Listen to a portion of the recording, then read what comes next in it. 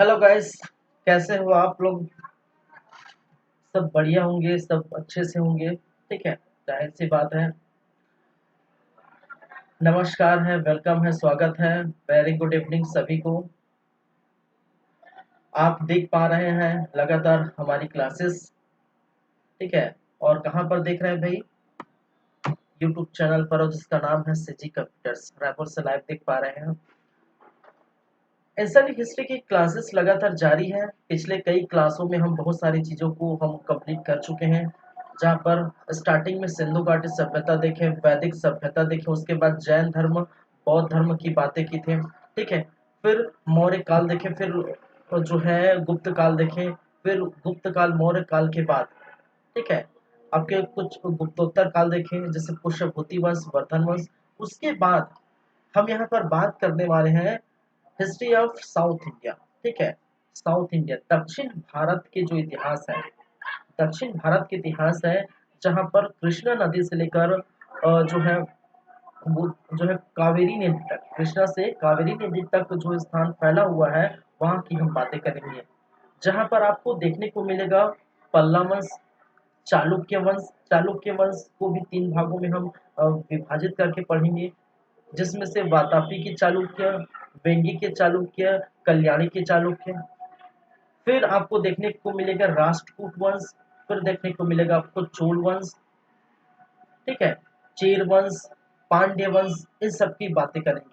हालांकि कुछ कुछ दक्षिण भारत के इतिहास को मध्यकालीन भारत में पढ़ने को देखने को मिलता है। ठीक है, जिससे चोल वंश की बातें करते हैं, तो मध्यकालीन भारतीय इतिहास का कुछ पोर्शन है।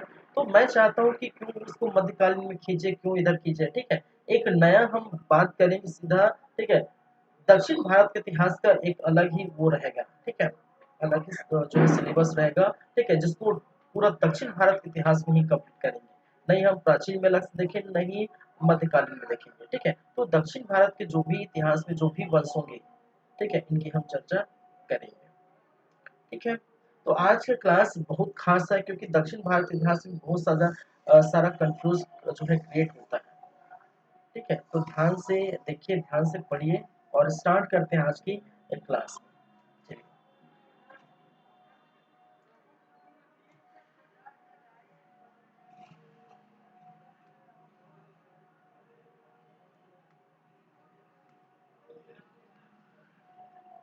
चलिए स्टार्ट करते हैं क्लास।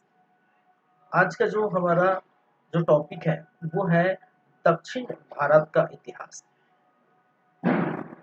ठीक है। दक्षिण भारत का इतिहास।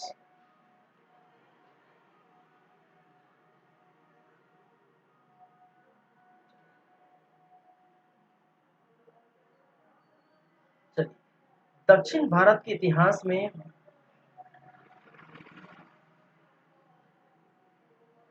हम क्या किस किस वंश की बात करेंगे। ठीक है। तो सबसे पहले हम बात करेंगे पल्लव वंश की। ठीक है, क्या पढ़ेंगे भाई साहब? सबसे पहले हम बात करेंगे पल्लव वंश।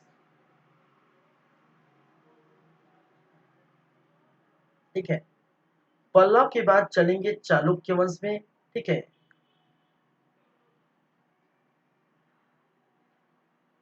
पल्लव के बाद हम जाएंगे किसमें? चालुक्य वंश में। चालुक्य वंश के बाद जो है राष्ट्रकूट, राष्ट्रकूट, राष्ट्रकूट वंश। चोल वंश, क्या है?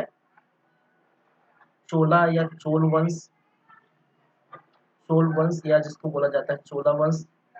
ठीक है। क्या देखेंगे? चोल वंश। ठीक है। चेर वंश की बातें करेंगे। हम अलग से उसको अलग से नहीं करेंगे, संगम वगैरह काल जो है इसी के अंदर देख लेंगे। ठीक है। इसी के अंदर संगम काल वगैरह देख लेंगे, जहां पर हम बात करेंगे क्या है? चोल वंश, चेर वंश और पांड्य वंश। ठीक है। चेर वंश, जहां पर, चलिए, फिर पांड्य वंश। पांड्य वंश दक्षिण भारत के इतिहास की हम बातें इसी से करेंगे। पल्लव, चालुक्य,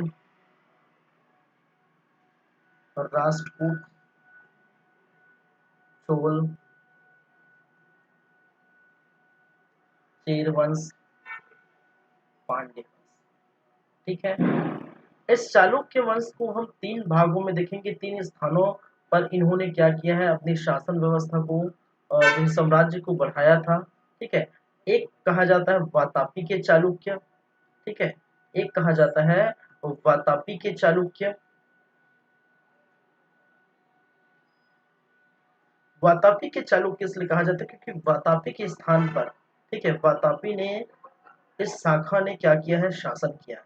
जहां पर देखते हैं कि पुलकेशिन द्वितीय की बातें करेंगे। ठीक है, चलिए, वातापी के चालुक्य, वेंगी के चालुक्य बात करेंगे, वेंगी के चालुक्य। ठीक है, वेंगी के चालुक्य। उसके बाद जो है कल्याणी के चालुक्य। क्या है, कल्याणी के चालुक्य। कल्याणी के क्या है, चालुक्य।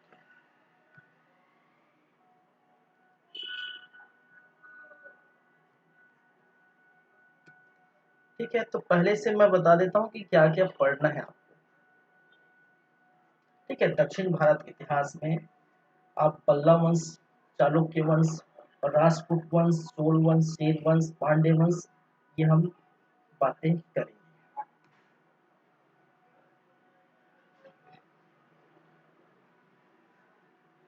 ठीक है, आगे बढ़ें।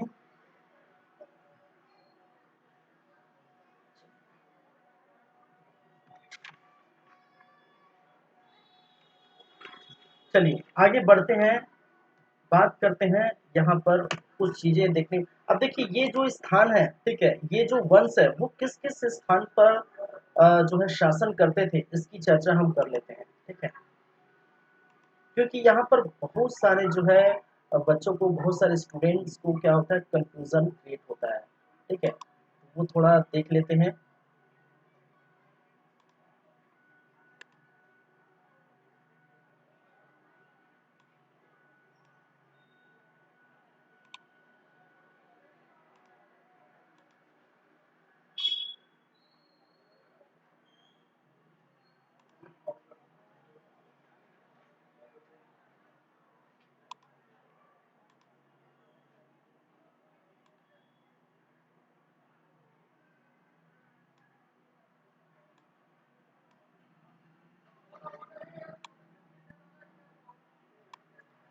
दिखाई दे रहा होगा आप लोगों को अच्छी तरीके से, बहुत अच्छी तरीके से। ठीक है, ये भारत का मैप है और भारत का नक्शा है। ठीक है, चलिए, हालांकि हमें जरूरत है दक्षिण के जो है स्थानों की, लेकिन मैं पूरा इसको इस प्रकार से बना देता हूँ ताकि आपको वो जो है क्लियर हो सके अच्छे से, क्योंकि हमें सिर्फ सिर्फ भारत की ही, ठीक है, दक्षिण भारत की ही स्थानों की जरूरत है।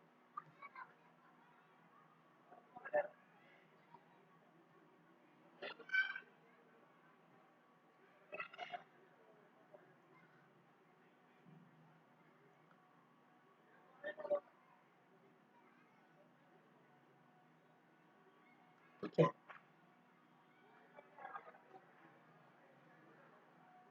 ये है भूटान। ठीक है, इधर हम चलने वाला, इधर जो है आपका नेपाल है, ये उत्तराखंड होते हुए फिर कश्मीर,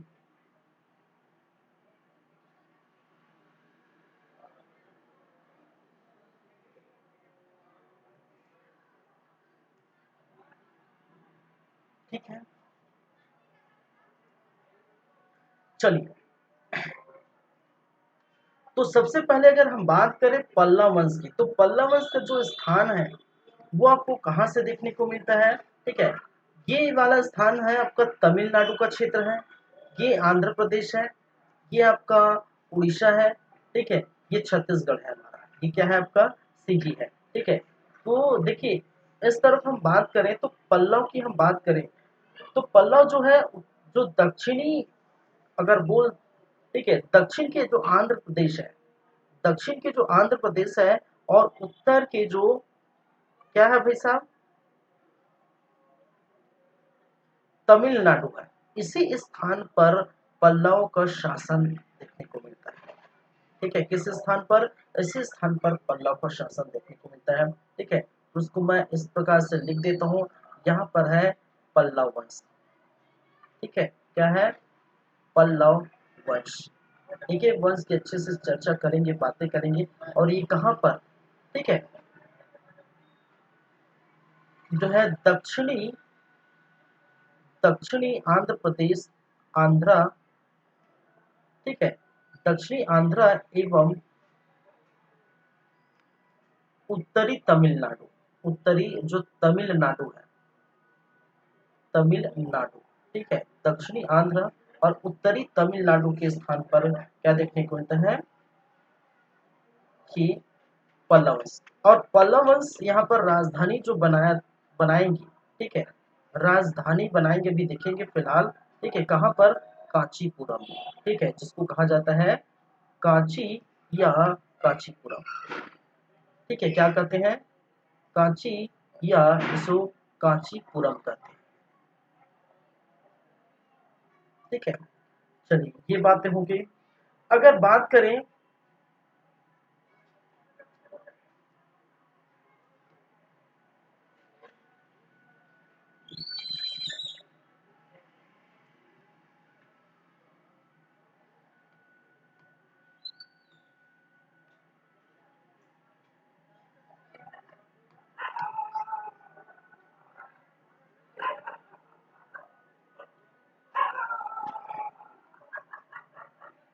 इस तरह का थोड़ा, ठीक है, क्योंकि एकदम छोटा है तो दिक्कत जा रहा है। ठीक है, इस तरफ आप जाएंगे तो यहीं पर आपका देखने को मिलेगा, क्या है, चोल। ठीक है, इस स्थान पर क्या देखने को मिलेगा, चोल या चोला, चोल। ठीक है, और चोल जिसके जो है तंजौर, तमिलनाडु, ठीक है, कहाँ पर, तंजौर या तंजौर, जो तमिलनाडु, तमिलनाडु के क्षेत्र में तंजौर के स्थान पर चोल वंशों का यहाँ पर शासन व्यवस्था है। वहीं पर इस तरफ जाएंगे, ठीक है, तो ये स्थान है आपके पांड्य वंशों का, पांड्य वंश, पांड्य वंश। और पांड्य वंश जहां पर आपको देखने को मिला है मदुरई में, कहां पर, मदुरई, ठीक है, तमिलनाडु में,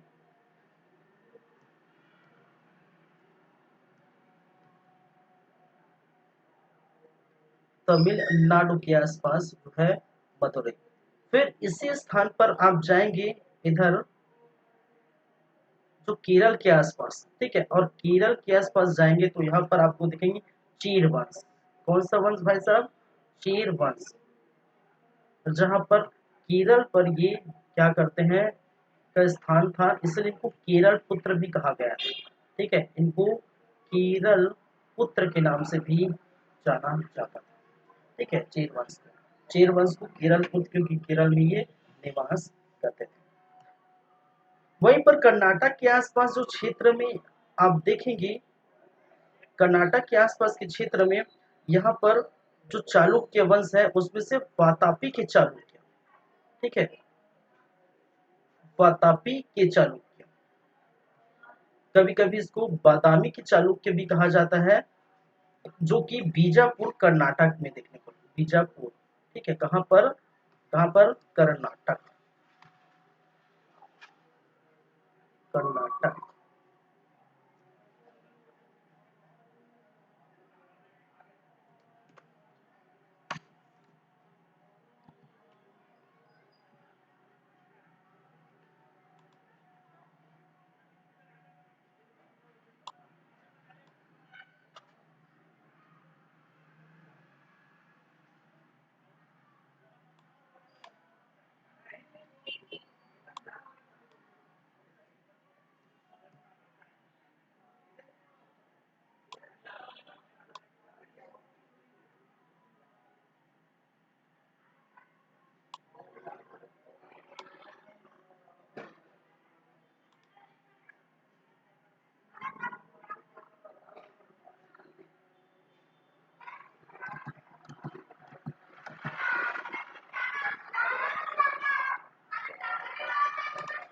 ठीक है, चलिए थोड़ा दिक्कत हो रहा था।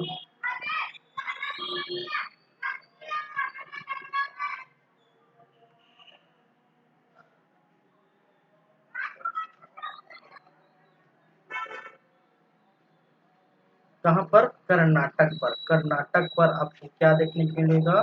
ठीक है, बीजापुर पर जो है वातापी की चालुक्य। ठीक है, वहीं पर ऊपर की तरफ हम जाएंगे। ठीक है, ऊपर की तरफ जाएंगे इस स्थान पर आंध्रा के आसपास। ठीक है, उत्तरी आंध्रा, और यहाँ पर आपको क्या देखने को मिलेगा? वेंगी के चालुक्य। चालुक्य में क्या है? वेंगी के चालुक्य। ठीक है, क्या है? वेंगी के चालुक्य, जो कि आंध्र प्रदेश में, आंध्र आंध्र प्रदेश में वेंगी के चालुक्य देखने को मिलेगा। इसको मैं इधर लिख देता हूँ।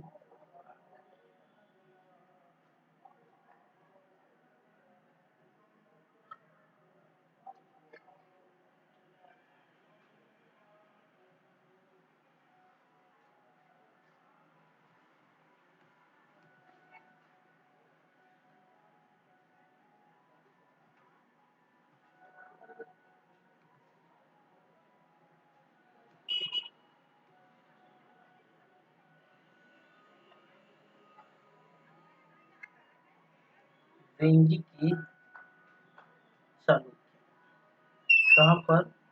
आपके आंध्र प्रदेश में। ठीक है, आंध्र प्रदेश। चलिए, वहीं पर ये स्थान महाराष्ट्र है। तो महाराष्ट्र में आप देखेंगे, महाराष्ट्र के स्थान पर राष्ट्रकूटों का जो है देखने को मिला था। ठीक है, राजपूत। और इसी स्थान पर, ठीक है, उत्तरी जो महाराष्ट्र है, उत्तरी महाराष्ट्र में, ठीक है, यहीं पर आपको कल्याणी के चालुक्य देखने को मिलेगा। ठीक है, तो ये क्या थे? कल्याणी के चालुक्य। कल्याणी के चालुक्य। ठीक है, कहाँ पर? उत्तरी महाराष्ट्र, उत्तरी महाराष्ट्र। वहीं पर हम बात करें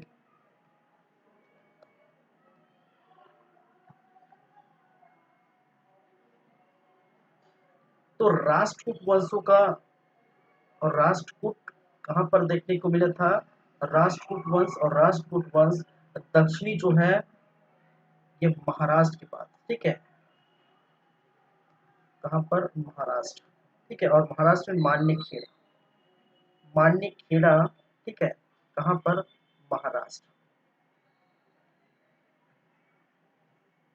अजंता एलोरा की गुफा जानते हैं ना?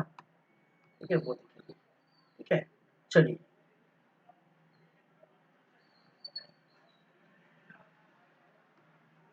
तो एक तो हो गए आपके पल्लव वंश, हो गया। दूसरा जो हो गया वो चोल वंश। थर्ड जो हो गया वो है आपका पांड्य वंश। फोर्थ चेर वंश। वातापी के चालुक्य वंश। कल्याणी, कल्याणी के जो है चालुक्य वंश। फिर राष्ट्रकूट वंश। ठीक है, तो इस प्रकार से सभी वंश इस प्रकार से देखने को मिला था। ठीक है, नदी की हम बात करें तो खैर नदी की हम बातें जो है बाद में करेंगे, लेकिन इस तरफ देखेंगे जो पल्लव वंश है। ठीक है, जो पल्लव वंश है, यहीं पर आपको क्या देखने को मिलता है? यहीं पर जो है कावेरी नदी और पेन्नार नदी। ठीक है, इस तरफ आप देखने को मिलेगा कावेरी नदी।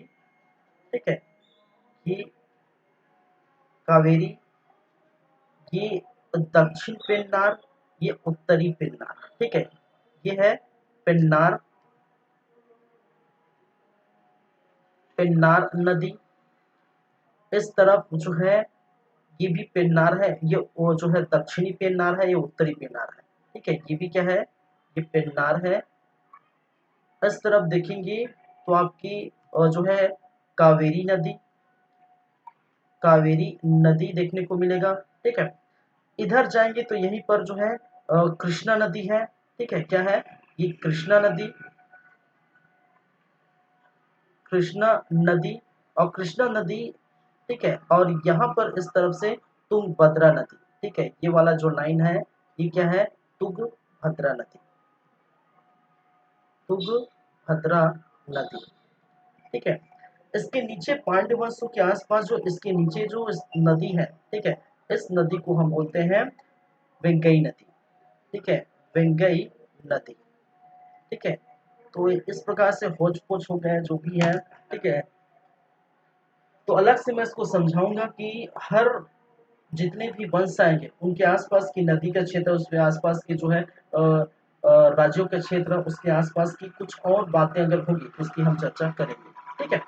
तो जैसे कि मैंने कहा था कि जो भी वंश है दक्षिण भारत के वंश, ठीक है, इस वंशों के जो स्थान है वो आप इस प्रकार से अगर याद करें तो बहुत ही क्या होगा, बेटर होगा, ठीक है, आपको, ठीक है, आप भूल नहीं पाएंगे, ठीक है। क्लियर है बातें,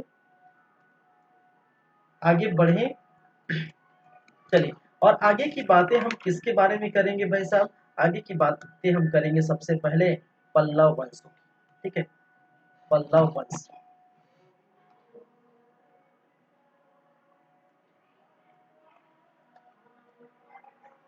चलिए पल्लव वंश,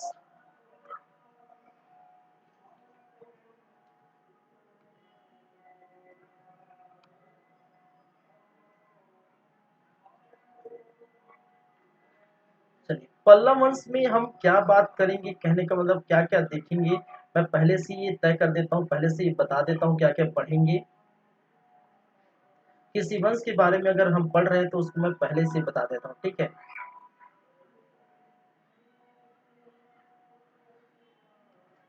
जहां पर आपको देखने को मिलेगा इनकी जानकारी के स्रोत, ठीक है।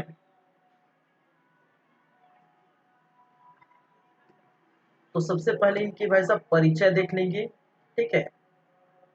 फिर देख लेंगे इसकी जो है जानकारी के स्रोत या उत्पत्ति देख लेंगे, ठीक है, जो भी है उत्पत्ति, ठीक है। फिर जानकारी के स्रोत, जानकारी के स्रोत किन किन किन चीजों से हमें जानकारी मिलती है पल्लव वंशों की, वो हम बात करेंगे, ठीक है। फिर प्रमुख, ठीक है, शासक, पल्लव के प्रमुख क्या है, शासक देखने को मिलेगा, ठीक है, क्या है, प्रमुख शासक देखने को मिलेगा। प्रमुख शासक के रूप में अगर बात करें तो है तो बहुत सारे, लेकिन पढ़ना उसी को है, ठीक है, जो इम्पोर्टेंट है, ठीक है तो बहुत सारे। प्रमुख पल्लव वंश की हम बात करेंगे जिसको हम पढ़ेंगे, ठीक है, वो तो श्री विष्णु पढ़ेंगे, ठीक है, किसकी बात करेंगे, श्री विष्णु पढ़ेंगे, ठीक है। दूसरी हम बात करेंगे, ठीक है, महेंद्र वर्मन फर्स्ट पढ़ेंगे, महेंद्र वर्मन फर्स्ट, थोड़ा नजदीक हो गया है,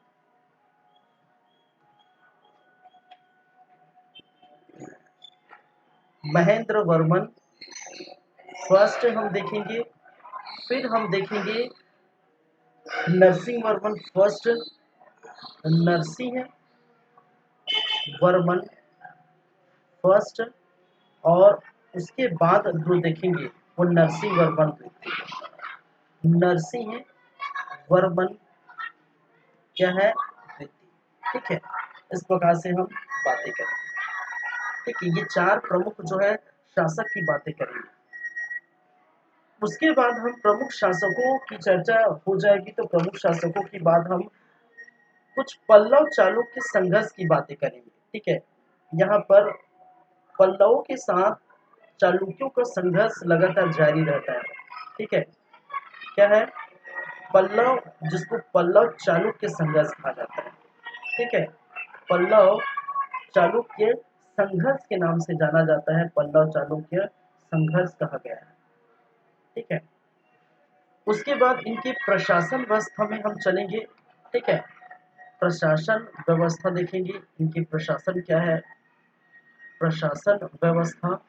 उनके बाद प्रशासन व्यवस्था के बाद देन लास्ट में हम स्थापत्य कला, ठीक है, स्थापत्य, क्योंकि यहाँ पर मंदिर निर्माण की बातें, ठीक है, यहाँ देखिए दक्षिण भारत इतिहास में जो स्थापत्य कला देखने को मिलेगी वो बहुत अच्छी थी। ठीक है, मंदिर निर्माण की जो है कला को यहाँ पर देखने को मिलेगा। ठीक है, बात करेंगे। ठीक है, क्या है द्रविड़ शैली, क्या है बेसर शैली, क्या है। ठीक है, ये सभी हम बातें करेंगे। ठीक है,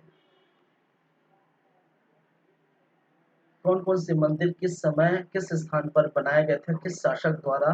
ठीक है, ये सभी हम चर्चा करेंगे एक एक चीजों पर। ठीक है,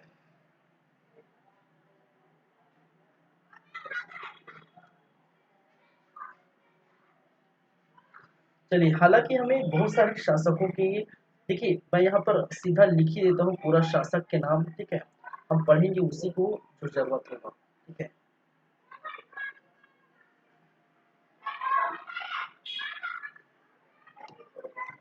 एक तो आप देखेंगे विष्णु गुप्त, शिव स्कंद, शिव स्कंद वर्मा। स्कंद वर्मा की बात हम नहीं करेंगे। ठीक है, हालांकि मैं लिख देता हूँ उनकी हायरार्की। ठीक है, विष्णु गोप, विष्णु गोप। ठीक है, सी विष्णु। ठीक है, सी विष्णु,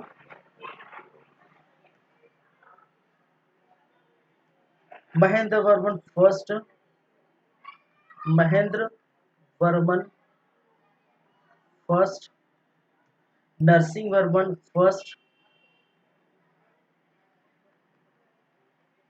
नरसिंह वर्मन फर्स्ट। फिर महेंद्र वर्मन द्वितीय, महेंद्र वर्मन द्वितीय। फिर आपको देखने को मिलता परमेश्वर वर्मा, परमेश्वर वर्मा। ठीक है, परमेश्वर वर्मा, परमेश्वर वर्मा के बाद नरसिंह वर्मन द्वितीय, नरसिंह वर्मन द्वितीय, और नरसिंह वर्मन द्वितीय के बाद जो है परमेश्वर वर्मा सेकेंड, परमेश्वर वर्मन, वर्मन या वर्मा सेकेंड। ठीक है, और जो परमेश्वर वर्मा सेकेंड इसको, ठीक है, ये अंतिम शासक कहलाते थे। अंतिम शासक, इस वन के अंतिम शासक कहलाए थे। ठीक है, चलिए।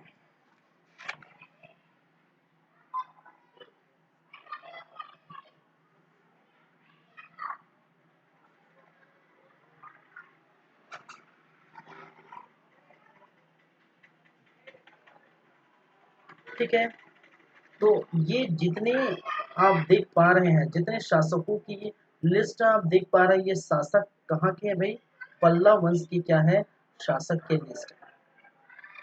ठीक है,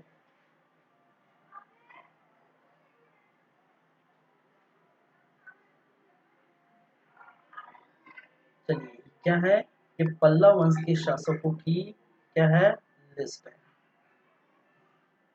चलिए, लेकिन हम पढ़ेंगे किस किस चीज को, किस किस शासक के बारे में हम बात करेंगे। वो है, एक तो आपके सिंह विष्णु, दूसरा हम पढ़ेंगे महेंद्र वर्मन जो है, क्या है, फर्स्ट की बातें करेंगे। ठीक है, महेंद्र वर्मन फर्स्ट के बाद नरसिंह वर्मन फर्स्ट। ठीक है, नरसिंह वर्मन फर्स्ट के बाद नरसिंह वर्मन द्वितीय। तो ये चार जो आप देख पा रहे हैं, विष्णु, श्री विष्णु, महेंद्र वर्मन फर्स्ट, नरसिंह वर्मन जो है फर्स्ट, और नरसिंह वर्मन द्वितीय, ये चारों की ही बस हम चर्चा करेंगे, चारों के बारे में ही हम पढ़ेंगे, क्योंकि बाकी के बारे में ज्यादा जानकारी नहीं है, और बाकी जो शासक हैं उनके बारे में ज्यादा क्वेश्चन आपको देखने को नहीं मिलता। ठीक है, तो हम इसकी बात करेंगे। अगर हम इसकी बात करेंगे तो इसके बारे में कहा जाता है कि ये जो स्थापना भाई साहब ने ये किया है। ठीक है, कहा जाता है कि स्थापना, ठीक है, प्रथम स्थापक, प्रथम क्या था, संस्थापक, प्रथम संस्थापक इसको कहा जाता है। और इनके बाद, ठीक है, विष्णुगुप्त के बाद कहा जाता है लगभग 200 वर्षों तक। ठीक है, लगभग 200 वर्षों तक इनका कोई भी इतिहास देखने को नहीं मिला था। ठीक है, इसकी चर्चा हम करेंगे। विष्णु गुप्त के बाद 200 वर्षों तक 200 वर्षों तक, ठीक है, पल्लव का पल्लव का कोई इतिहास नहीं मिलता। ठीक है, पल्लव का कोई इतिहास नहीं मिला, कोई इतिहास या कोई जानकारी नहीं मिली। ठीक है, कोई जानकारी या इसको बोल सकते हैं इतिहास, कोई जानकारी या कोई इतिहास नहीं मिला। ये हम खैर चर्चा करेंगे, खैर आ गए उसकी हम बात कर लेते हैं। ठीक है, तो इस प्रकार से ये आप देख पाएंगे। ठीक है, चलिए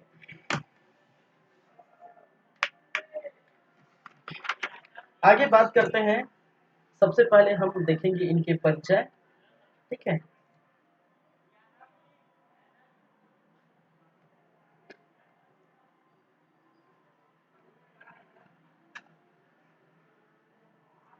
एकदम सिस्टमेटिक तरीके से हम बात करेंगे भाई, इधर उधर घुमा फिरा के।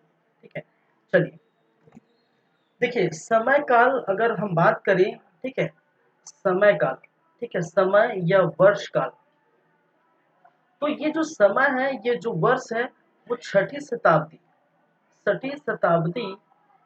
से लेकर ये 10वीं शताब्दी तक ये बने रहते हैं। 10वीं शताब्दी, ठीक है, छठी शताब्दी से लेकर देखने को मिलता है, छठी शताब्दी से लेकर 10वीं शताब्दी तक ये बने रहते हैं। ठीक है, अब जानते हैं, मैं ये बता दूं तो जो जो श्री विष्णु है वो 575 में शासक बनते हैं। ठीक है, 575 में शासक बनते हैं और श्री विष्णु को इस, ठीक है, श्री विष्णु को इस वंश का क्या कहा जाता है, वास्तविक संस्थापक। हालांकि मैंने कहा हालांकि मैंने कहा कि जो है सी स्कंद वर्मा, ठीक है, सी स्कंद वर्मा ने हालांकि जो है 300, ठीक है, 300 के आसपास, 300 ईस्वी के आसपास इन्होंने क्या किया था, स्थापना की थी। समझिएगा पहले, ठीक है, 300 ईस्वी के बाद स्थापना की थी। और जो पल्लव थे, कहा जाता है, ठीक है, कई इतिहासकारों का मानना है कि वो 7 वाहनों के क्या थे, सामंत। 7 वाहनों के क्या थे, सामंत के रूप में ये कार्य करते थे। ठीक है, और बाद में जो दक्षिण में आके, ठीक है, दक्षिण में आके उन्होंने क्या किया, पल्लव राजवंश की स्थापना की। कई इतिहासकारों का अलग अलग मानना है, ठीक है, लेकिन बहुत सारे इतिहासकारों का मानना है, कई इतिहासकार कहते हैं कि वाकटों के सामंत, कई इतिहासकार कहते हैं क्या, वाकटों के सामंत है, और कई इतिहास करते हैं सातवाहन के सामंत है। तो सातवाहनों के सामंत थे पल्लव। ठीक है, जो 300 के आसपास इन्होंने क्या किया था, शासन व्यवस्था संभाली थी, शासन किया था। कहाँ पर, दक्षिण। ठीक है, कहाँ पर, दक्षिण। और दक्षिण में कहाँ पर, अब जानते हैं। ठीक है, दक्षिण में, ठीक है, तमिलनाडु के पास। ठीक है, दक्षिण में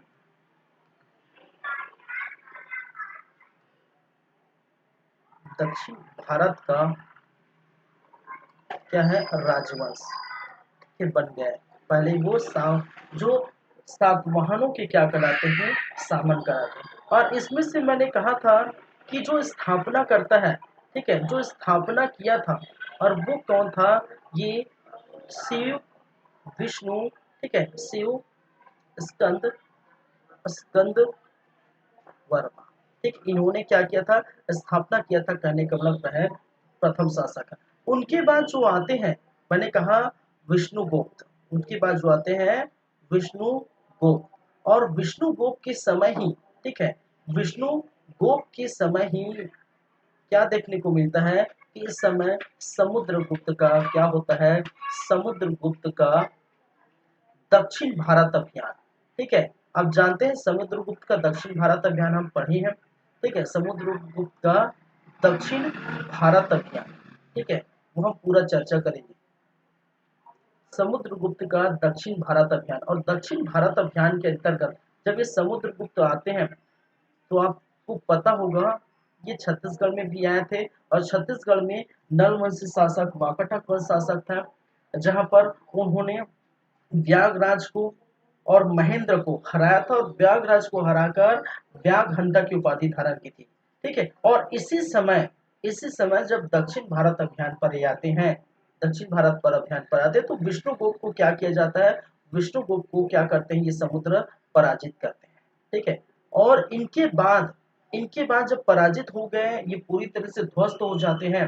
ठीक है, तो इनके बाद कहा जाता है, इसलिए मैंने कहा 200 वर्षों तक, इनके बाद 200 वर्षों तक, ठीक है, कोई शासक कोई शासक इस वंश में नहीं देखने को मिलता, कोई शासक इस वंश में नहीं मिला।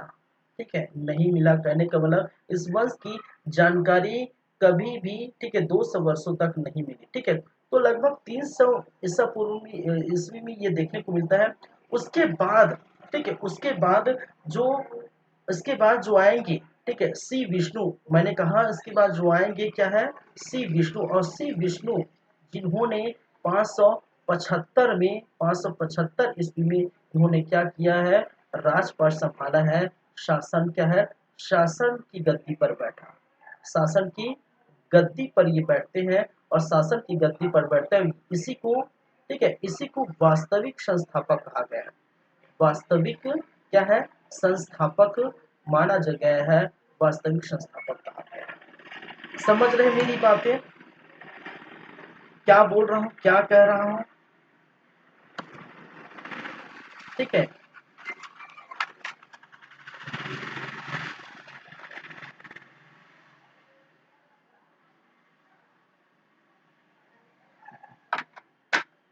क्या बोल रहा हूँ, क्या कर रहा हूँ, समझ रहे मेरी बातें? ठीक है, मैं एक बार फिर रिपीट कर देता हूँ। मैंने कहा कि 300 के आसपास, 300 ईस्वी के आसपास, ठीक है, जो 7 महान थे, ठीक है, इस तरफ जो 7 महान थे, ठीक है, उन्हीं के सामंत के रूप में क्या है, पल्लव के जो शासक थे, वो सामंत के रूप में कार्य करते थे। जो इतिहासकारों ने वाकाटों के सामंत बताया, ठीक है, लेकिन एग्जैक्टली अगर, ठीक है, एग्जाम में आ गया तो 7 महान को ही जो सामंत थे ये याद रखिए। ठीक है, तो इन्होंने दक्षिण भारत के जो एक तरह से प्रथम राजवंश के रूप में इन्होंने क्या किया, स्टार्टिंग किया। ठीक है, दक्षिण भारत का प्रथम राजवंश इनको कहा गया है।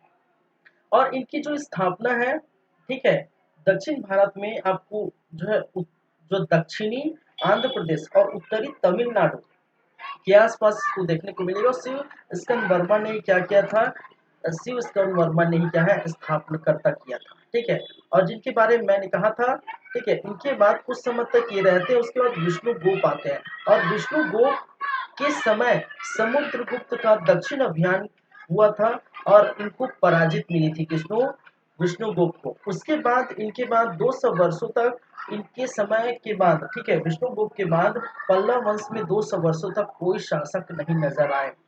लेकिन 200 वर्षों के बाद लगभग 575 ईस्वी में, ठीक है, 575 ईस्वी में एक वास्तविक संस्थापक सामने आया, जिसका नाम था सी विष्णु। और इसी सी विष्णु की ही चर्चा हम करेंगे। ठीक है, इसी सी विष्णु की हम क्या करेंगे, चर्चा हम करेंगे। ठीक है, तो सी विष्णु महेंद्र नरसिंह, ठीक है, नरसिंह देखते हैं। चलिए ये चीजें तो परिचय में, ये पहली बात है, इसके सन वगैरह और जो स्थापना को लेकर ये हुई थी। ठीक है, पल्लव का अर्थ कभी कभी जो है, खैर ये तो क्वेश्चन में आएगा नहीं, पल्लव का अर्थ, ठीक है, पल्लव का अर्थ कहा जाता है लता, लता का वाचक, लता का वाचक। लता किस कहते जानते हैं ना, पेड़, कलिया टाइप जो रहती है ना, लता। ठीक है, लता का वाचक पल्लव का अर्थ होता है लता का वाचक, ये कहना है। ठीक है,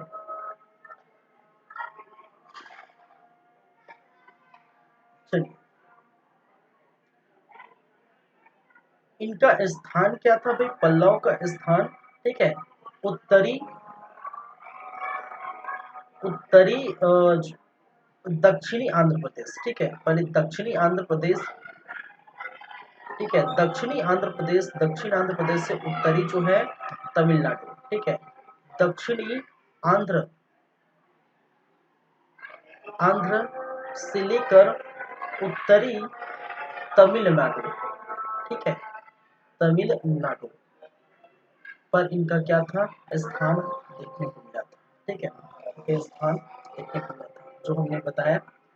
ठीक है, तो इस प्रकार से अगर हम बात करें,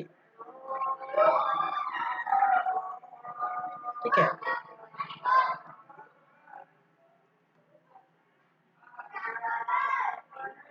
यार हैंग हो जाता है बीच बीच में।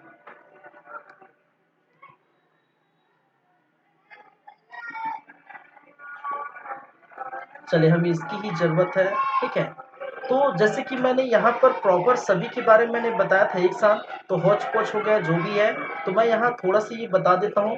ठीक है, यहाँ के जो एरिया है, ठीक है, ये जो है तमिलनाडु का एरिया है। ठीक है, क्या है, ये तमिलनाडु का है। फिर उधर जाएंगे तो आंध्र है, फिर उड़ीसा है। ठीक है, तो इसी के एरिया के आसपास, इसको मैं हटा देता हूँ। ठीक है, इसी में आपको देखने को मिलेगा। ठीक है, यहीं पर आपको देखने को मिलेगा क्या, पल्लव। ठीक है, थोड़ा बड़ा ही बना देता हूँ क्योंकि समझने के लिए है। ठीक है, ऐसे तो आप जानते ही हैं। ठीक है, यहीं पर आपको देखने को मिलेगा पल्लव। ठीक है, क्या है, पल्लव वंश। ठीक है, पल्लव वंश। इस तरफ आप जाएंगे तो यहीं पर, ठीक है, यहीं पर पेन्नार नदी है। ठीक है, यहीं पर आपका जो है पेन्नार नदी, ये दक्षिण पेन्नार है, ये उत्तरी पेन्नार है। ठीक है, ये उत्तरी उत्तरी पेन्नार नदी है।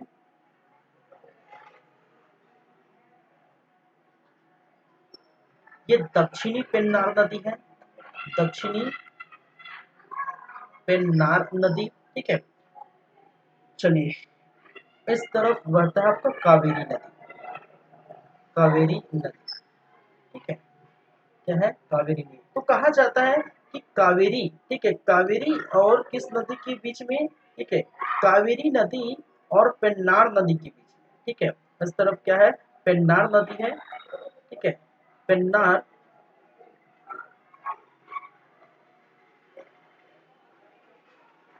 पेन्नार नदी। ठीक है, पेन्नार नदी और ये कावेरी नदी,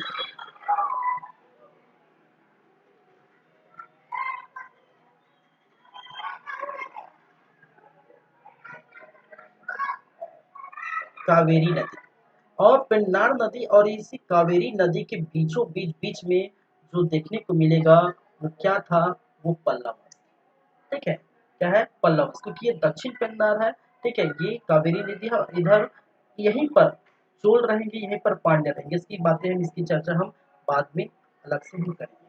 ठीक है, चलिए, ठीक है। अब जो स्थान है, इसी स्थान में उल्लेख जो मिलना है, ठीक है, ये जो उल्लेख मिला है, पल्लव के क्षेत्र का जो उल्लेख मिला है, ये अशोक के अभिलेखों में भी मिला है। ठीक है, अशोक, देखेंगे जानकारी के स्रोत, अशोक के अभिलेख। ठीक है, अशोक के अभिलेख, और अशोक के इस अभिलेख में, ठीक है, इस क्षेत्र, ठीक है, इस अशोक की अभिलेख में इस क्षेत्र को, ठीक है, टोड मंडलम, इस क्षेत्र को, ठीक है, किस नाम से जाना जाता है, इस क्षेत्र को टोंड मंडलम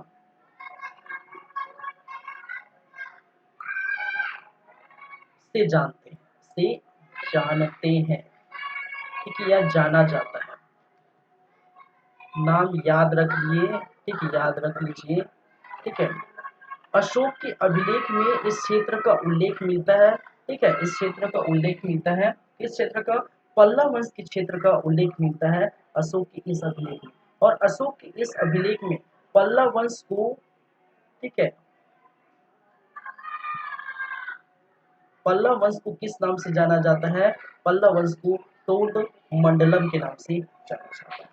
ठीक है, चलिए, अब और चोल मंडलम किसको कहते हैं भाई, अब पढ़ेंगे चोल में। ठीक है, जो पेन्नार नदी है, और पेन्नार नदी और कावेरी नदी के दक्षिण, पेन्नार और कावेरी नदी के बीच जो है चोल देखने को मिलेगा। यहीं पर हम, क्या है, यहीं पर क्या है, चोल या चोला। ठीक है, ये क्या है, चोल या चोला। और इन्हीं दक्षिण पेन्नार और जो कावेरी नदी, इसी के बीच के स्थान को क्या कहते हैं, चोल मंडलम, चोल मंडलम, ठीक है, दोनों अलग है, ठीक है। ये चोल मंडलम है, दूसरा टोंड मंडलम। मैं इसलिए यहाँ पर भी मैंने बता दिया, ठीक है। और ये किस स्थान को कहते हैं? दक्षिण पेन्नार और कावेरी नदी के जो बीच के स्थान है, जहाँ पर क्या है, जहाँ पर चोल वंशों का, ठीक है, स्थापना यहाँ पर देखते हैं, चोल वंश यहाँ पर कहते हैं, और इसी के स्थान को क्या कहा जाता है? चोल मंडलम कहते हैं। टोंड मंडलम पल्लव वंश को कहा गया है, चोल मंडलम, ठीक है, चोल वंश को कहा जाए, जो दक्षिण पेन्नार और कावेरी के बीच स्थित है। मेरी बात समझ रहे हैं? ठीक है, बेसिकली हम पल्लव पढ़ रहे हैं, लेकिन चोल की बात मैं अभी इसलिए कर रहा हूँ थोड़ा सा, क्योंकि ये नामों में लगभग सेम है, टोंड मंडलम और चोल मंडलम, ठीक है। तो सिर्फ नाम बताने के लिए पल्लव वंश की बातें मैं की, ठीक है। बाकी हम सॉरी चोल वंश की बातें, बाकी हम चोल वंश की बातें अलग से हम करेंगे, ठीक है। क्लियर है बातें? चलिए, वास्तविक संस्थापक, ठीक है, क्या है? वास्तविक संस्थापक, भाई साहब, वास्तविक संस्थापक। और वो क्या था कहने का? कौन था भाई? श्री विष्णु, ठीक है। कौन है? श्री विष्णु। संस्थापक और वास्तविक संस्थापक दोनों में क्या फर्क है? ठीक है, संस्थापक वास्तविक संस्थापक में क्या फर्क समझते हैं? संस्थापक का मतलब है, ठीक है, एक एग्जांपल से अगर मैं बात करूं, ठीक है, कि अगर कोई, ठीक है, आपके कोई फादर, ठीक है, आपके फादर या कोई जो है आपके घर के सदस्य, ठीक है, क्या किए? ठीक है, एक शॉप खोल दिए, एक दुकान खोल दिया, ठीक है। उस शॉप, उस दुकान, उस गल्ले पर वो बैठ रहे हैं, और जिस समय वो बैठते हैं, कहने का मतलब जिस, ठीक है, अपने समय में जब बैठते थे, ठीक है, अपने समय में जब बैठते थे, तो उतनी आमदनी नहीं होती थी, उतनी ज्यादा दुकानें नहीं चलती थी, उतने ज्यादा जो है व्यापार नहीं होता था, लेन देन नहीं होती थी, उतना विस्तार नहीं हुआ था दुकान का, ठीक है। लेकिन जब आपके फादर जी या आपके जो है वहां के जो, ठीक है, कोई व्यक्ति, आपके घर का कोई व्यक्ति, ठीक है, उनके बाद अगर आप बनते हैं, तो आपके समय में उस दुकान का प्रोग्रेस होता है, ठीक है, वो अच्छे से चल पड़ते हैं, व्यापार अच्छे से होता है, पैसे खूब आते हैं, ठीक है, बिल्डिंग, घर, कार वार सब ले लेते हैं। तो इसका मतलब क्या समझते हैं? इसका मतलब आपके फादर या आपके वहाँ के जो लोग हैं, आपके घर के जो व्यक्ति है, कोई भी व्यक्ति जो स्थापना किए थे, दुकान खोले थे, वो संस्थापक लिए हुए, लेकिन वास्तविक संस्थापक कौन हुए? आप हुए, जहाँ पर उस दुकान को चला लिया अच्छी तरीके से।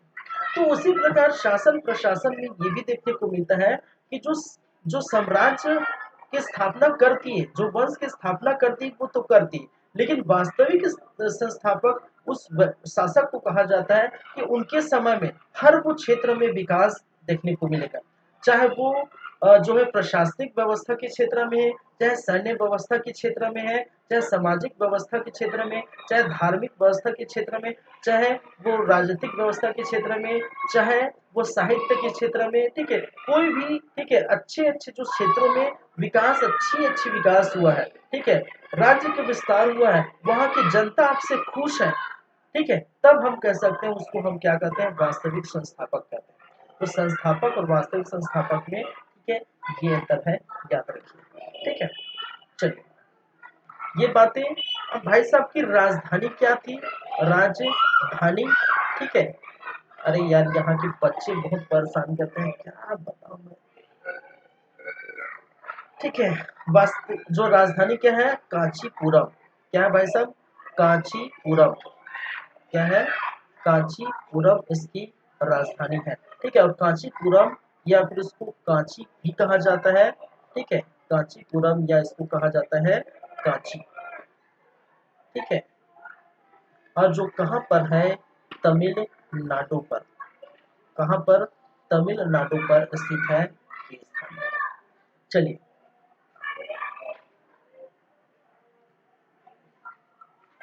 इनके प्रतीक चिन्ह भी याद रखते, प्रतीक चिन्ह, ठीक है। प्रतीक चिन्ह क्या है? बैल है, ठीक है। लेकिन बाद में, ठीक है, प्रतीक चिन्ह जो है शिवलिंग हो जाते हैं। क्या हो जाते हैं? शिवलिंग, ठीक है। बैल के साथ क्या है? शिवलिंग है, क्योंकि इससे क्या पता चलता है, ठीक है, इससे क्या पता चलता है कि यहाँ के जो राजा, यहाँ के वंश है, शिव, ठीक है, शिव और क्या बोलते हैं, विष्णु के उपासक थे, ठीक है, क्योंकि यहाँ के शासक, ठीक है, शिव एवं विष्णु के, विष्णु के क्या थे, शिव एवं विष्णु के उपासक थे, ठीक है, इसलिए यहाँ इसको क्या हम कहते हैं, ठीक है, इसलिए हम कहते हैं इसको, ठीक है, शिवलिंग की भी ये क्या है, ये प्रतीक चिन्ह मानते थे। चलिए समझ रहे हैं मेरी बातें, ध्यान से समझ रहे हैं, अच्छे से समझ रहे हैं,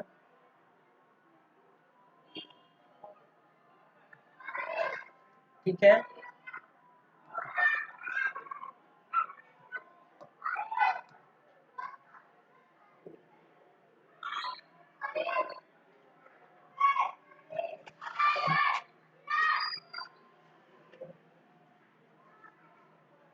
आगे बढ़े भाई, आगे चले। तो ये हो गया इनके, इनके बारे में, इनके परिचय के बारे में। वर्ष 6ठी शताब्दी से 10वीं शताब्दी तक के बीच पल्लव का अर्थ होता है लता का वाचक, कहने को मतलब जो पेड़ में जो लता होती है, ठीक है, लताओं है, उनको ही हम क्या कहते हैं, पल्लव कहते हैं।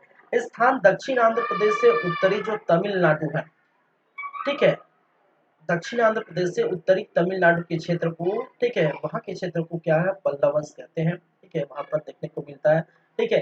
और इस पल्लव वंश का जो है उल्लेख कहाँ मिला था, जो है अशोक में भी देखने को मिला था, अशोक के अभिलेखों में, और अशोक के अभिलेख में इसको टोन मंडलम के नाम से जाना जाता है। और वहीं पर मैंने ये भी बात किया कि चोल वंश थे, चोल वंश में जो पेन्नार नदी है, कावेरी नदी के जो स्थान है, जो वहां पर चोल वंश शासन करते हैं, इस स्थान को चोल मंडलम के नाम से जाना जाता है, ये भी बात याद रखिए, ठीक है। चलिए ये चीजें हो चुकी, राजधानी मैंने क्या कहा, कांचीपुरम, संस्थापक श्री विष्णु, प्रत्येक चिन्ह बैल और शिव, ठीक है, क्या है, शिव। तो ये बातें हैं, इसको ध्यान रखिए, याद रखिए। चलिए ठीक है, आगे बढ़े, ठीक है, आगे हम प्रमुख शासकों की हम बातें करेंगे।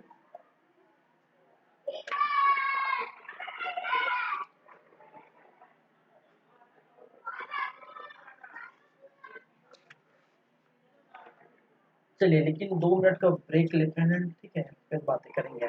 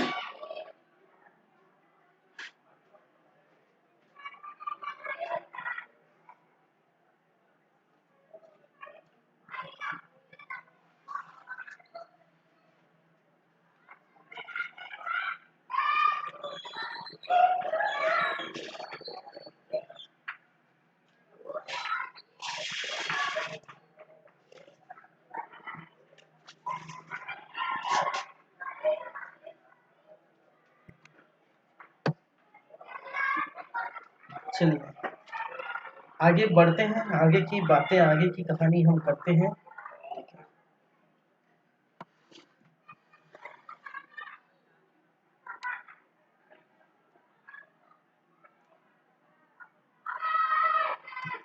आगे हम देखेंगे शासकों की बातें, ठीक है। चलिए ये सॉरी, ठीक है, परिचय सॉरी शासक के बारे में थोड़ा बात करेंगे, ठीक है। ये परिचय हो गए। अब इनके उत्पत्ति देखेंगे, ठीक है। उत्पत्ति कहने का मतलब कई इतिहासकार, ठीक है, इन वंश के बारे में क्या क्या बोलते हैं, ठीक है। उत्पत्ति,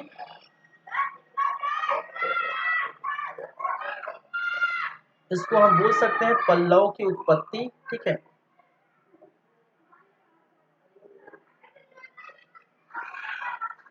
पल्लव की उत्पत्ति, या इनके वंश के बारे में बोल सकते हैं, या इनके कुल के बारे में बोल सकते हैं, ठीक है। किस वंश के थे, किस कुल के थे, ठीक है, किस जाति के थे, ठीक है, कुल या किस जाति के थे, ठीक है। यही बात करना है हमें। अलग अलग इतिहासकारों का अलग अलग मत है। अरे यहाँ के बच्चे परेशान कर दिए भाई, क्या बताऊं मैं, इतना ज्यादा चिल्लाते हैं, क्या करें। सुनाई तो दे रहा होगा भाई आप लोगों को अच्छे से। अब नहीं भी दे रहा तो मैं क्या कर सकता हूँ, थोड़ा वॉल्यूम तेज कर सकते हैं।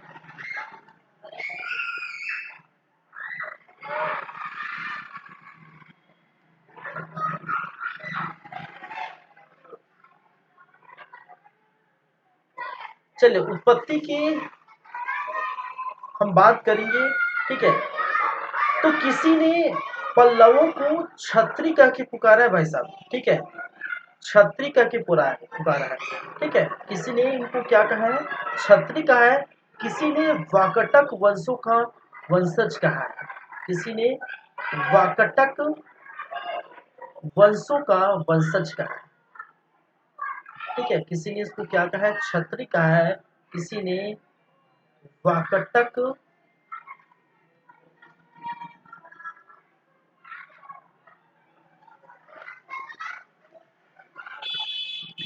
वाकटकों का वाकटकों का वंशज कहा है। तो किसी ने इसको पार्थियन भी कहा है, किसी ने उसको क्या कहा है, पार्थियन भी कहा है, ठीक है, पार्थियंस भी कहा है। बहुत ज्यादा शोर हो रहा है यार, बहुत ही ज्यादा हो रहा है, मैं क्या करूं इनका।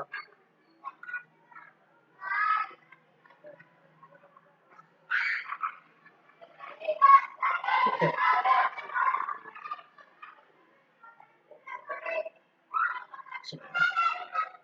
तो मैंने कहा किसी ने इसको छत्री कहा, छत्री कहने वाले, ठीक है, छत्री कहने वाले, ठीक है। एक तो आपको देखने को मिलेगा छत्री कहाँ है,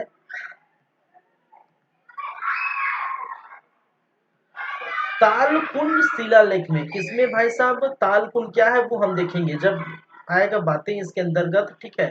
तालगुंड शिलालेख, तालगुंड शिलालेख, जब ये लेखों शिलालेखों की बात आएगी, जिस प्रमुख शासक की बात आएगी, तो हम बात करेंगे किस शासक द्वारा ये, ठीक है। तालगुंड शिलालेख में इनको छत्री कहा है। और दूसरा हेनसोंग की सियुकी, ठीक है, हेनसोंग हेनसोंग की है, क्या है, सियुकी। भाई साहब ये हेनसोंग जो है, मैंने पिछले क्लास में बताया था 629 ईस्वी में ये पधारे थे भारत में, और 645 में वो वापस गए थे। लेकिन जब वापस गए थे तो एक बार भाई साहब की मर्जी थी कि वो दक्षिण भारत में चले, दक्षिण में वो, ठीक है, काशी में गए थे, ठीक है, जिसकी हम चर्चा करेंगे, ठीक है। तो यहाँ पर इन्होंने भी अपने सियुकी में लिखा है इनके बारे में। तो हेनसोंग की क्या है, सियुकी में, सियुकी में, ठीक है, क्या मिलती है, छतरी देखने को मिलती है। छतरी कहाँ है, वही अगर हम बात करें वाकटक को वंशज कहाँ है, कुछ इतिहासकारों ने, जहां पर केपी जायसवाल जायसवाल केपी जायसवाल साहब क्या कहते हैं, भाई साहब ये कुछ नहीं, वाकटों के क्या है, वंशज है, ठीक है। चलिए नीलकंठ, नीलकंठ नीलकंठ शास्त्री, नीलकंठ शास्त्री का कहना है, नीलकंठ शास्त्री साहब का कहना है, इनका भी कहना है कि वाकटों के क्या थे, वंशज थे, ठीक है। वहीं पर हम बात करें पार्थियन पार्थियन कहलाने वाले एक तो वी वेंकई वी वेंकैया, ठीक है, rice, J W J W Brill J W Brill एवं राइस, ये इतिहासकार है, उनके नाम है, ठीक है। ये क्या कहलाते हैं, ये कहते हैं ये पार्थियन।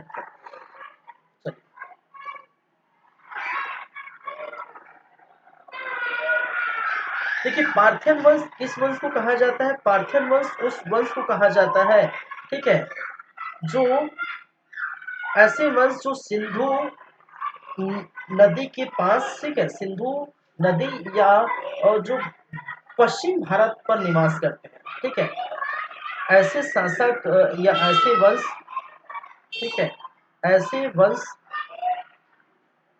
जो सिंधु सिंधु नदी या पश्चिम भारत सिंधु नदी या पश्चिम भारत के निवासी है,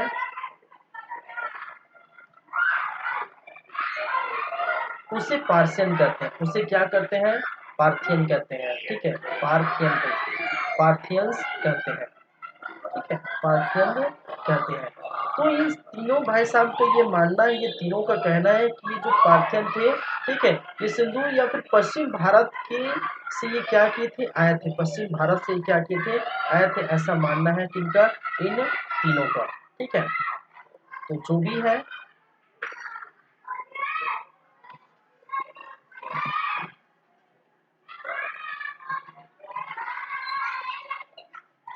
ठीक है,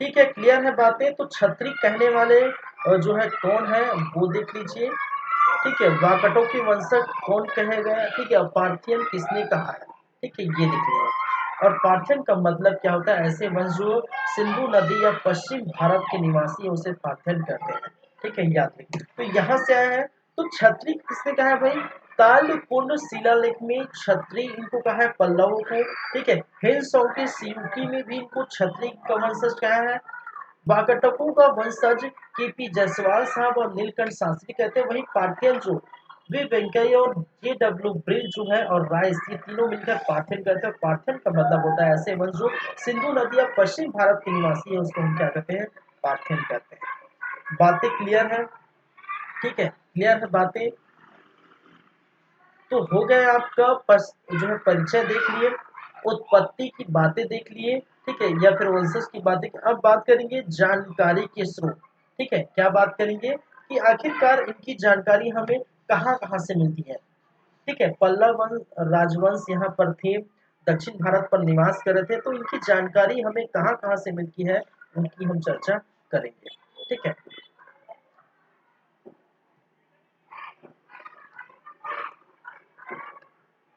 चलिए, तो जानकारी के स्रोत,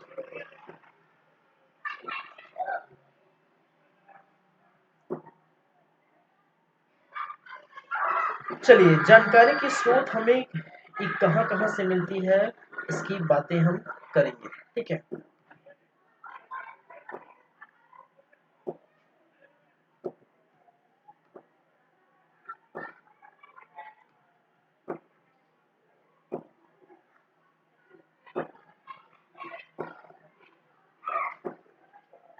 चलिए, एक तो आपको जानकारी मिलती है जो है प्रमुख साहित्य, ठीक है, किससे जानकारी मिलती है, साहित्य से, किससे जानकारी मिलती है, साहित्य से, ठीक है, पहली बातें। दूसरी जो जानकारी मिलती है, ठीक है, वो अभिलेख से, किससे मिलती है, अभिलेख, अभिलेखों से, ठीक है। और जो तीसरी जानकारी मिलती है, जो तीसरी जानकारी मिलती है वो विदेशी यात्रा से, ठीक है, विदेशी वृत्तांत या विदेशी यात्री से, ठीक है, विदेशी यात्री से ये जानकारी हमें किससे मिलती है भाई साहब? इससे जानकारी के स्रोत इसके पन्नाओं।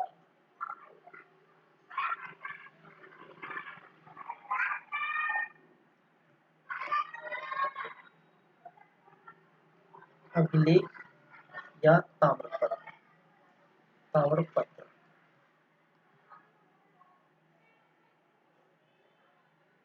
चलिए, साहित्य की बातें हम सबसे पहले करेंगे। तो साहित्य में, ठीक है, तो सबसे पहले अगर बात करें साहित्य की, ठीक है, तो साहित्य में दो तरह के देखने को मिलेगा, ठीक है। एक तो आपके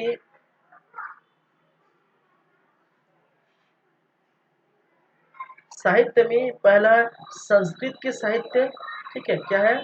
संस्कृत, संस्कृत साहित्य। और दूसरा जो है तमिल के साहित्य, ठीक है। इसको मैं इस तरफ लिख देता हूँ, ठीक है। साहित्य में एक तो संस्कृत,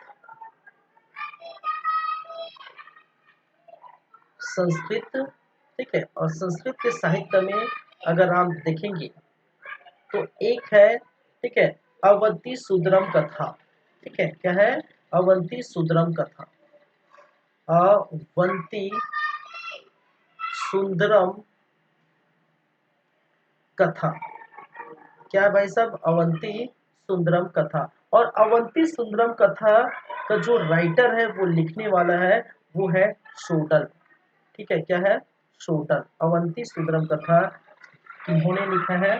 शोडल ने लिखा है, ठीक है। और इसमें महेंद्र वर्मन की जानकारी मिलती है, ठीक है। इसमें महेंद्र वर्मन, महेंद्र वर्मन फर्स्ट की जानकारी मिलती है, कि क्या मिलती है? जानकारी मिलती है, ठीक है, इसमें संस्कृत के ग्रंथ में। चलिए, वहीं पर हम बात करें दूसरी जो संस्कृत के जो ग्रंथ है, ठीक है, दूसरे जो संस्कृत के ग्रंथ है वो है मत विलास प्रश्न, ठीक है, मत विलास, विलास प्रश्न, ठीक है, मत विलास प्रश्न। और इस मत विलास प्रश्न की जो जानकारी हमें मिलती है, ठीक है, ये भी महेंद्र वर्मन, वर्मन प्रथम की जानकारी मिलती है, जानकारी इसमें भी वही जानकारी मिलती है। तो एक तो हो गए आपके संस्कृत ग्रंथ साहित्य में, ठीक है। दूसरे की बात करें, ठीक है, दूसरे की बात करें तो एक तमिल ग्रंथ भी है, ठीक है, क्या है? तमिल ग्रंथ। और तमिल ग्रंथ से भी हमें क्या मिलती है? इसकी जानकारी मिलती है।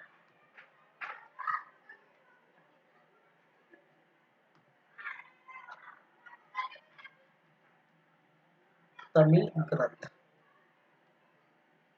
ठीक है, ये तो हो गया संस्कृत ग्रंथ, ठीक है। इसके बाद जो है वो है तमिल ग्रंथ। और तमिल ग्रंथ में एक आपका जो देखने को मिले वो नंदी कलकम, ठीक है, एक है नाम जो है नंदी कल कम, कम, कम, ठीक है। नाम है सब टांग रहता है यहाँ, ठीक है, दक्षिण भारत में है, ठीक है। इसलिए इनकी जो जानकारी मिलती है नंदी वर्मन जो है, नंदी वर्मन सेकंड की जानकारी मिलती है, सेकंड की क्या मिलती है? जानकारी प्राप्त, ठीक है। तो साहित्य के अंतर्गत अगर हम देखें तो साहित्य में दो है, ठीक है, साहित्य में देखें तो दो है। एक साहित्य में, ठीक है, एक संस्कृत ग्रंथ से हमें जानकारी मिलती है, और दूसरा वहीं पर तमिल ग्रंथ से हमें जानकारी मिलती है, ठीक है। साहित्य में संस्कृत ग्रंथ और दूसरा तमिल ग्रंथों से हमें क्या मिलती है? इसकी जानकारी मिलती है, ठीक है। चलिए, क्लियर है बातें? कौन से संस्कृत ग्रंथ में कौन कौन सा ग्रंथ और तमिल ग्रंथ में कौन कौन से ग्रंथ, ठीक है। चलिए, दूसरा हम बात करेंगे अभिलेख ताम्रपत्र, ठीक है।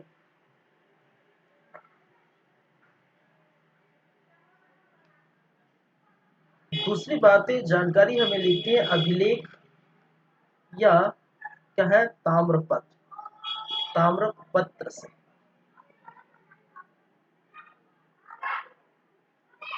अभिलेख में देखने को मिलेगा एक तो प्रयाग प्रशस्ति, ठीक है, क्या है प्रयाग प्रशस्ति, ठीक है, क्या है प्रयाग प्रशस्ति। चलिए, हरिशेन द्वारा लिखी गई जो है प्रयाग प्रशस्ति, यहाँ पर जो है देखने को मिलती है, जानकारी मिलती है, जहाँ पर समुद्रगुप्त के दक्षिण भारत अभियान के समय ये क्या आए थे, कांची आए थे समुद्रगुप्त, और यहाँ के जो शासक हैं विष्णुगुप्त को पराजित किया था, ये जानकारी मिलती है। ठीक है, क्या जानकारी मिलती है,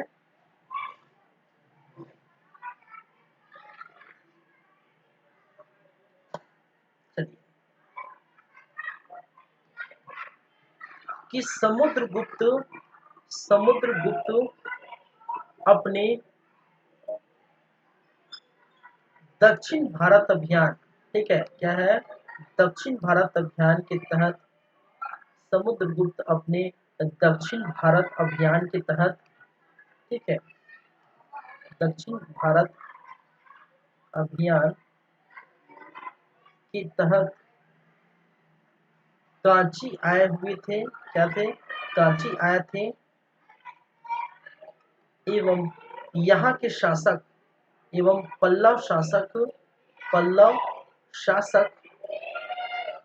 विष्णुगुप्त को पराजित किया था। क्या किया था, विष्णुगुप्त को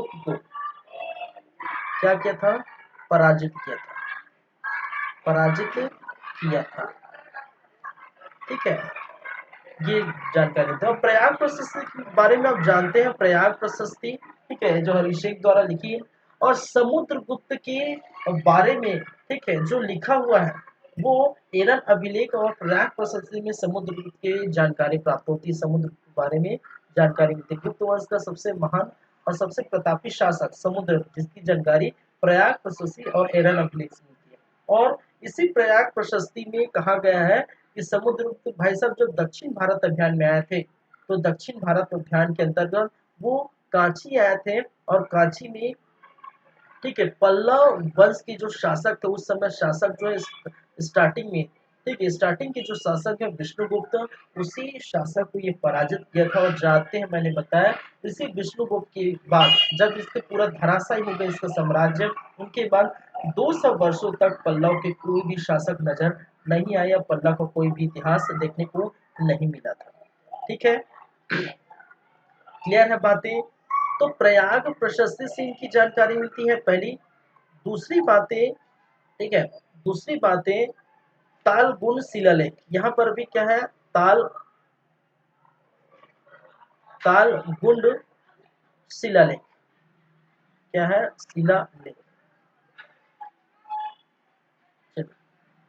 और पल्लव की जाति होने की जानकारी, ठीक है, पल्लव की पल्लव की जाति के बारे में, किसके बारे में जानते होते, जाति के बारे में जानकारी मिलती है, क्या है, जानकारी मिलती है। जैसे अभी देखे हैं, अभी देखे ना भाई, जहां पर छतरी इनको बताया गया है, क्या बताया गया है, पल्लव को छतरी बताया गया है, किसमें, कालगुण देखिए। एक और है, ठीक है, जिसे कहा गया है मैडहोल शिलालेख, एक है मैडहोल शिलालेख, और इस मैडहोल शिलालेख में भी इसकी जानकारी मिलती है, ठीक है, किसकी जानकारी मिलती है, पल्लव की जानकारी, ठीक है, पल्लव की जानकारी, ठीक है। तो जानकारी के स्रोत याद रखिए, ठीक है,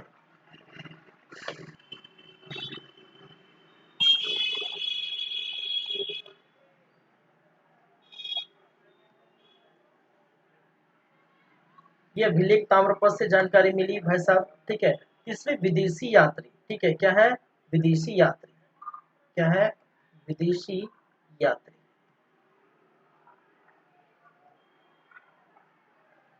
और विदेशी यात्री में आप जानते हैं एक नाम जो भी देखे, फेंगशोंग, वेन सॉन्ग। और वेन सॉन्ग जो है वो 629 से लेकर 645 तक ये क्या कहते हैं, भारत में रहे। ठीक है, भारत में ये जो है कब से कब तक रहे भाई साहब, 629 से लेकर 645 तक ये भारत में रहे, लगभग जो 15-16 साल तक ये भारत में रहे। ठीक है, तो ये हिल सॉन्ग जो आया था, ठीक है, हर्षगुप्त के समय, क्या है, हर्ष गुप्त नहीं भाई साहब, हर्षवर्धन के समय। ठीक है, हर्षवर्धन के समय। ठीक है, हर्षवर्धन के समय ये क्या हुआ था, भारत में आया। तो विदेशी यात्री से इनकी जो है जानकारी मिलती है। ठीक है, अब भारत में आए तो वहीं तो पर नहीं रहेंगे। ठीक है, तो ये कांची गए थे, ये भाई साहब जो है किसके समय की बात है, नरेंद्र वर्मन फर्स्ट। ठीक है, क्या है, नरेंद्र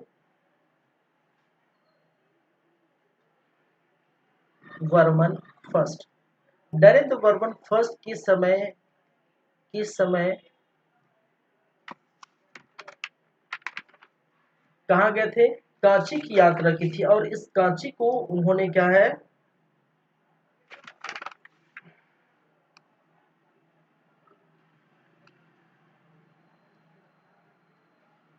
चलिए, नरसिंह वर्मन फर्स्ट के समय, ठीक है, ये क्या थे, ये कांची गए थे, कांची गए थे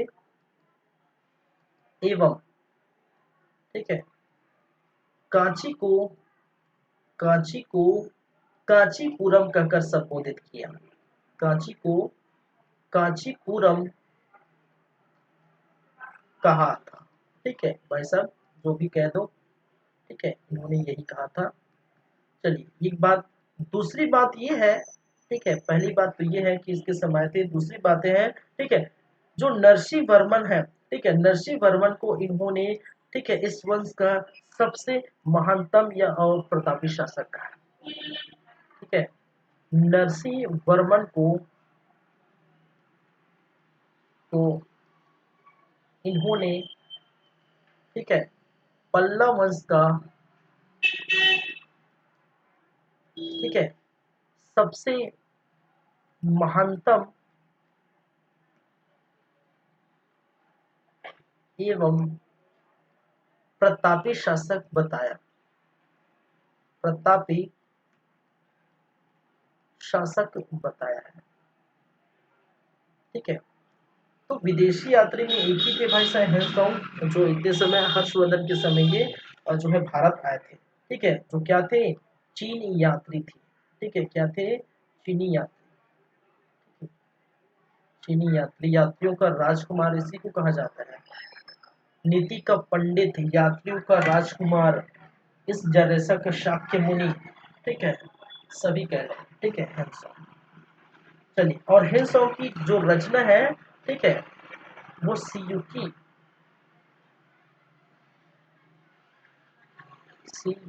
और इसी सीयूकी में इन्होंने ये सारी बातें उगली है भाई साहब ने। ठीक है, ये सारी बातें कही है इसी सीयूकी में। ठीक है, क्लियर है बातें, सभी चीजें क्लियर है कि नहीं।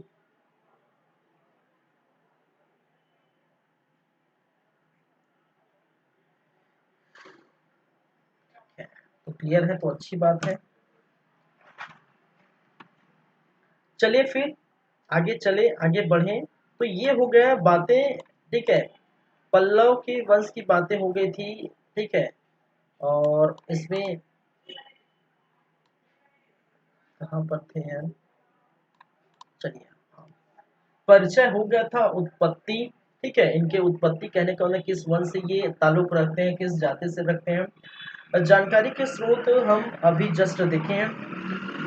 उसके बाद जो देखने वाले हैं वो प्रमुख शासकों की बात करें, जहाँ पर श्री विष्णु की बातें होगी, महेंद्र फर्स्ट की बातें होगी, नरसिंह फर्स्ट की बातें होगी। ठीक है, फिर नरसिंह वर्मन सेकेंड की बातें, तो चार शासकों की बातें हम करेंगे। ठीक है, उसके बाद पल्लव चालुक्य के संघर्ष देखने को मिला था, उसकी हम प्रॉपर चर्चा करेंगे।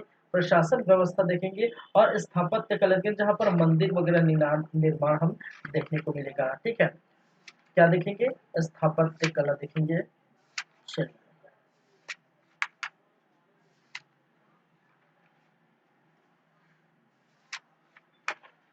ठीक है, आगे बढ़े।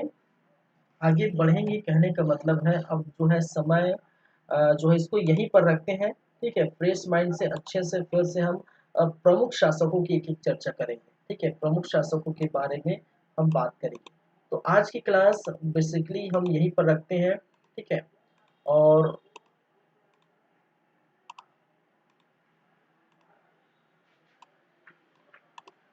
आज जो टॉपिक था वो बहुत इंटरेस्टिंग टॉपिक है। ठीक है, जो दक्षिण भारत के इतिहास का फर्स्ट पार्ट था। ठीक है, तो आज ये समाप्त होगा। सेकंड पार्ट में हम बातें करेंगे, तो ये चलता रहेगा। अभी दक्षिण भारत के इतिहास से लंबा देखने को मिलेगा।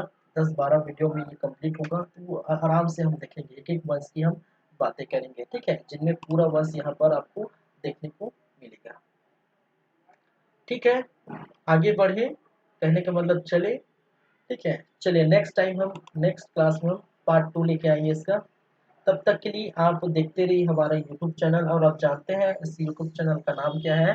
CG competitors. और सीजी कॉम्पिटिटर्स के रायपुर से आपको देखने को मिलेगा लाइव। ठीक है, और हमेशा की तरह मैं ये भी बोलना चाहूँ कि लाइक करिए, सब्सक्राइब करिए, कमेंट करिए, अपने दोस्तों को शेयर करिए, सबको ये क्या हो सके बेहतरीन ढंग से ये चीज़ें मिल सके। ठीक है, तो बढ़े कहने का मतलब चले। Thank you, bye, good night. Next time हम बातें करेंगे सेकंड क्लास में। चलिए, थैंक यू।